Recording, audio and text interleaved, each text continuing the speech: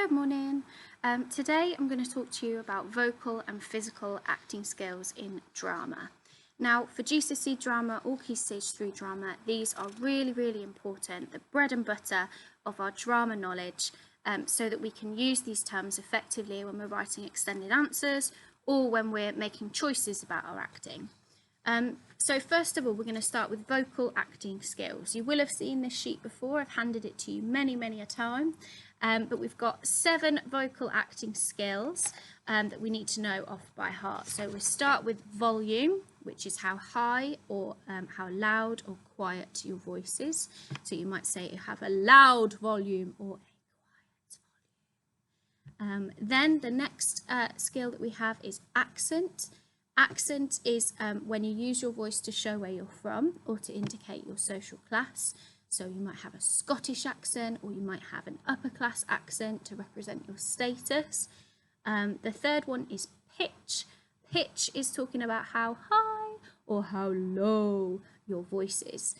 You might use pitch to show how your character's feeling or to show your character's age. The fourth one is pause. Pause is whether you use pauses in your sentence or not. So, for example, if you have somebody who's talking all of the time really quickly and is constantly talking with no pauses, then that might tell you that they're nervous or excited. And then if you have someone who's pausing between a particular line for effect or to create tension, then you might want to discuss that. The fifth one is tone. Now, tone is one that we often kind of get mistaken with. Tone is talking about the emotion behind the character's voice. So you could say that somebody has an aggressive tone, or you could say that somebody has a welcoming tone. But it's basically describing a combination of vocal skills to create an emotion behind the character's voice. The next one is tempo. So tempo, the same as music, we're talking about how fast or how slowly the character is talking. So is the actor choosing to speak really fast, or is the actor choosing to speak slowly for a certain effect? And then finally we have emphasis. Emphasis is when we stress sounds or phrases in a sentence or a particular word. So for example, if I said, "Get out of the classroom now," I'm emphasizing the word now. I'm making the word now more important in my sentence. If I emphasized the word out, it might completely change the sentence. So get out of the classroom now. I'm changing the emphasis, I'm changing the importance, and I'm making it clear what my character's objective is, what my character wants by emphasizing certain words or phrases. So when you're revising your vocal acting skills, there's a few ways you can do it. You can try to match the word with the definition, and you can use this sheet to help you. Or you could log on to Quizlet or Quizzes, where you can search for Miss Drury Drama, and you've got lots of resources there to help you revise and to help you learn the words off by heart.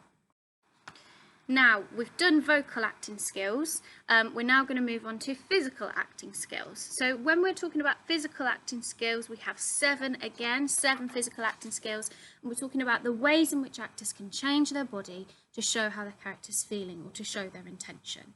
So the first physical acting skill is gait.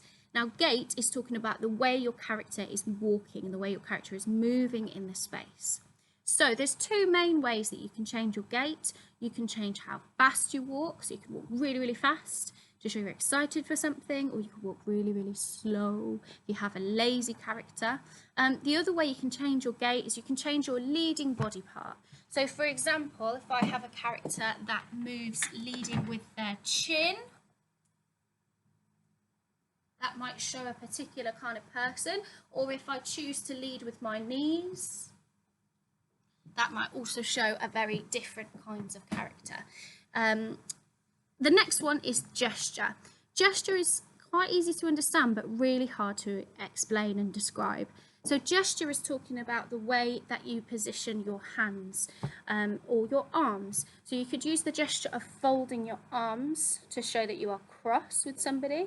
You could use the gesture of pointing to show that you're talking to somebody. You could use big open gestures to show you're frustrated or to show that you're beckoning someone in. when you're describing gesture, you want to give as much detail as possible. So as much detail as possible. For example, if you're talking about waving, you never want to describe it just as waving. So are you waving vigorously and quickly to show how excited you are? Or are you waving in a reserved manner to show that you are an upper class character or that you are a royal character? Next one is posture. And posture is the way that an actor positions their spine. So you could talk about posture as being tall and upright, or you could talk about posture as being slouched, or lazy, or contorted and twisted. The next one, proximity. So proximity is one that we often get a little bit confused with. Proximity is talking about the nature of space and distance in showing character relationships. So, for example, I could stand in close proximity to someone, showing that I'm in love with them, or that I care for them and I'm looking after them, or that I'm trying to intimidate them. I'm getting in really close proximity to them. If I'm in far proximity from the other character, I might be showing that I'm nervous or I'm scared of that person. I might be showing that I'm kind of watching them or spying on them.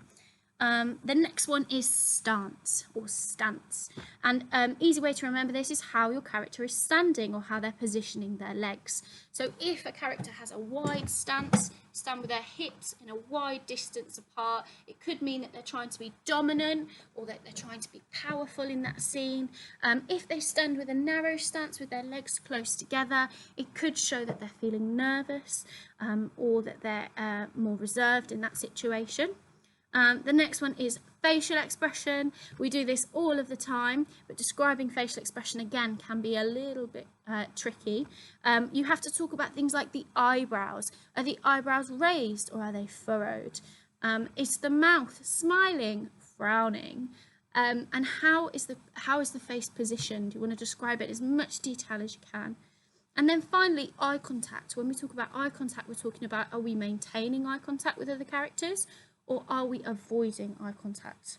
Have we got frequent eye contact or have we got infrequent eye contact? And that's probably the best way to describe those. So overall then, if you're trying to learn your vocal and physical acting skills, you can use the handouts, you can use quizzes, or you can use Quizlet to check your understanding. Something that I like to do to remember the vocal and physical acting skills is I use a mnemonic. So for physical acting skills, you've got gait, gesture, posture, proximity, stance, facial expression, eye contact, which can be remembered as gentle, graceful, peaceful pigs sing fabulously every day. So if you remember that mnemonic, you can also try to remember your physical acting skills as a result.